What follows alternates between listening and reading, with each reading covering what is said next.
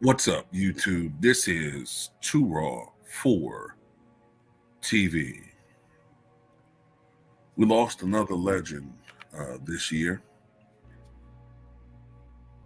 Lou Carnesecca, the excitable St. John's coach whose outlandish sweaters became an emblem of his team's dazzling Final Four run in 1985,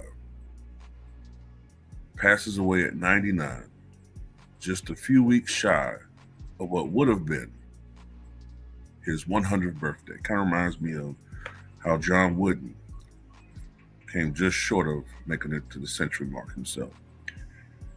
The university said it was notified by a family member that Carnesecca died in a hospital on Saturday, surrounded by his family. St. John's said Carnesecca, quote, endeared himself to generations of New Yorkers with his wit and warmth. Carnesecca was a treasured figure in New York sports. In his day, affection for Louis never wavered in a city with little patience for its players, coaches, executives, and owners.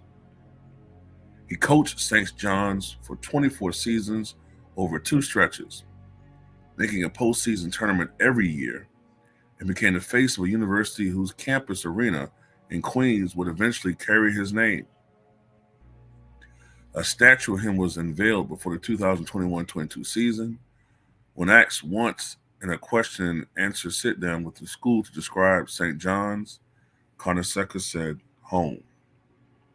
And it was indeed home where he coached St. John's to 18 21 seasons and 18 NCAA tournament appearances. It was home when he finished with a 526 and 300 record and had 31 seasons in 85 and 86.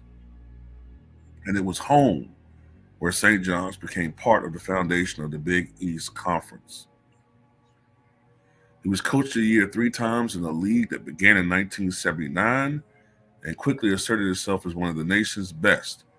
Among his players during these early Big East years were Chris Mullin, Mark Jackson, and Walter Berry. Carnesecca coached St. John's to the NIT title in '89, although by then the tournament had long been a poor cousin to the NCAA's.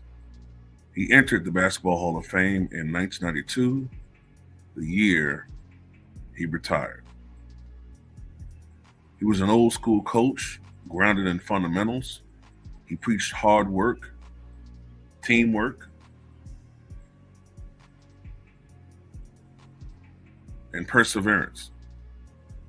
And through it all, Carnesecca was a swirling, kinetic presence on the sidelines, arms flailing, legs kicking, shirt tails flying, all 5'6" of him, curled in exasperation over a missed shot or agonizing call.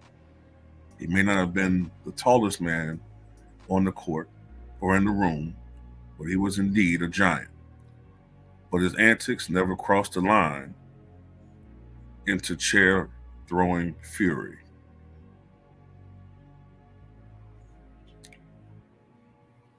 He was born January 5th, 1925, the son of Italian immigrants. He grew up in Manhattan, living above the grocery store and deli owned by his father.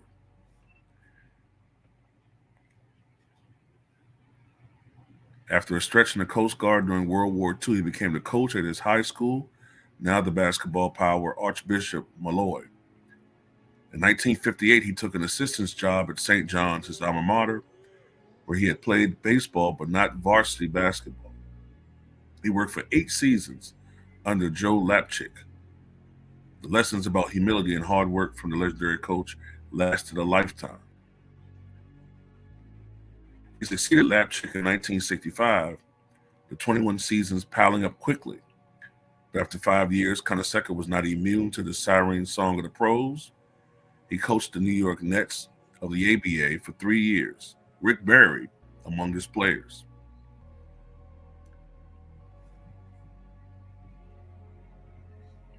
His stay in the pros didn't last long. Carnesecca knew that was not his natural habitat.